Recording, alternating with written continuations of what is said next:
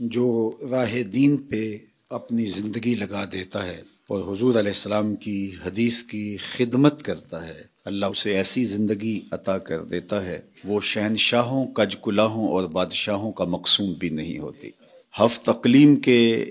شہنشاہ کو بھی وہ عزت نصیب نہیں ہو سکتی جو چٹائی پہ بیٹھ کے حضور کی حدیث کا درس دینے والے ایک فقیر کو نصیب ہوتی ہے۔ میں مبارکباد پیش کرتا ہوں عالی مرتبت اساتذہ کو کہ جنہوں نے ان بچوں کے سینے میں اللہ کے پیارے محبوب صلی اللہ علیہ وآلہ وسلم کی احادیث کا نور منتقل کیا اور شبانہ روز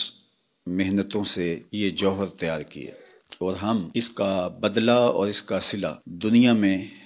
نہیں دے سکتے۔ اس کا صلہ یقیناً آخرت میں ان کے رب کی طرف سے انہیں عطا کیا جائے گا، اور جس پیارے رسول صلی اللہ علیہ وآلہ وسلم کی حدیث پڑھاتے رہے اس کا صلہ حضور کی خوشنودی کی صورت میں انہیں نصیب ہوگا۔ میں ان بچوں کے والدین کو مبارکباد پیش کرتا ہوں جنہوں نے اپنے جگر کے ٹکڑے اس مادی دور کے اندر، جب ہر ماں باپ چاہتا ہے کہ میرا بیٹا اعلیٰ منصب پہ فائز المرام ہو، بہت سارا مال سمیٹ کے لائے اور میرے گھر میں ڈھیر کر دے، ان کے والدین نے 8 سال کا طویل عرصہ ان بچوں کو ہمارے سپرد کیا اور آنکھیں بند کر کے ہمارے اوپر اعتماد کیا۔ میں ان کو مبارکباد دیتا ہوں کہ جو آپ نے امانت ہمارے سپرد کی تھی، آج ہم اس کو آپ کی طرف لوٹا رہے ہیں، اور یہ بچے آپ کی دنیا، آپ کے دین اور آپ کی آخرت کی بہتری کے ضامن قرار پائیں گے۔ اور میں اس ادارے کی انتظامیہ کو، ناظم اعلیٰ سے لے کر کے جھاڑو دینے والے تک کو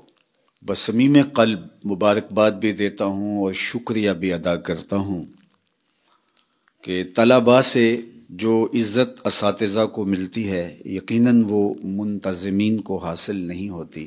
یہ ایک فطری لگاؤ ہے جو طالب علم کا اپنے استاد کے ساتھ ہوتا ہے، لیکن اس کے باوجود ان بچوں کی خدمت کے لیے جس طرح ہمارے منتظمین شبانہ روز محنت میں لگے رہے اور ان کو آسودگی پہنچانے کے لیے کوشاں رہے، رات 1 بجے بھی کوئی مسئلہ ہوا تو اپنے بستر سے اٹھ کے اس مسئلے کو حل کیا، تو میں ان جملہ منتظمین کو مبارکباد پیش کرتا ہوں کہ ان بچوں کی دعاؤں کے ساتھ، ان اساتذہ کی دعاؤں کے ساتھ، ان کے والدین کی دعاؤں کے ساتھ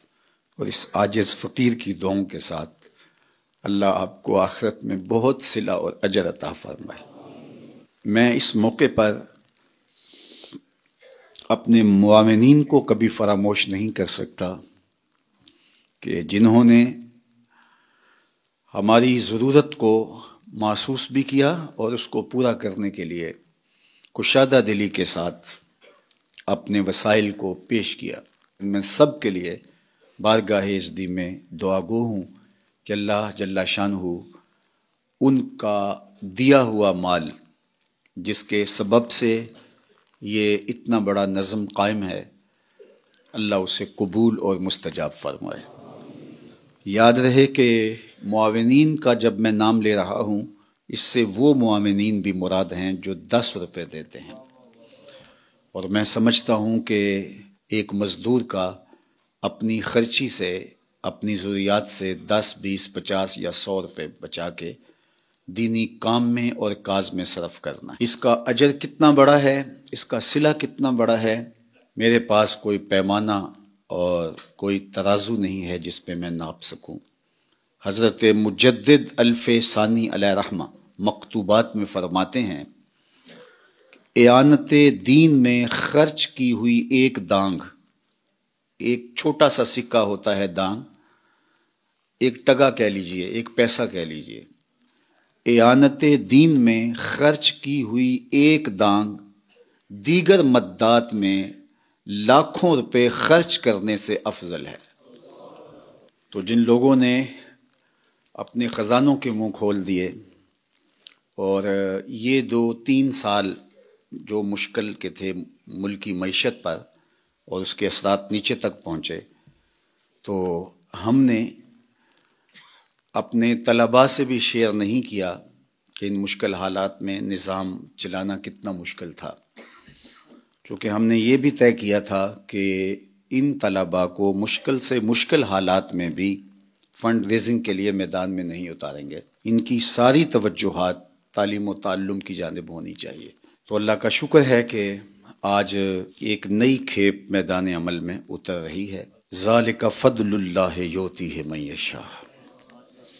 میری توفیق بھی تیرے کرم کا صدقہ، یہ قدم اٹھتے نہیں اٹھائے جاتے ہیں۔ میں ان لوگوں کا بھی شکر گزار ہوں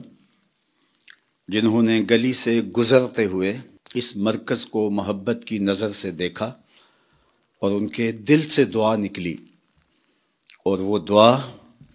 اللہ کی بارگاہ میں باب اجابت تک پہنچی۔ اللہ ان کو بھی بہتر صلہ اجر نصیب فرمائے۔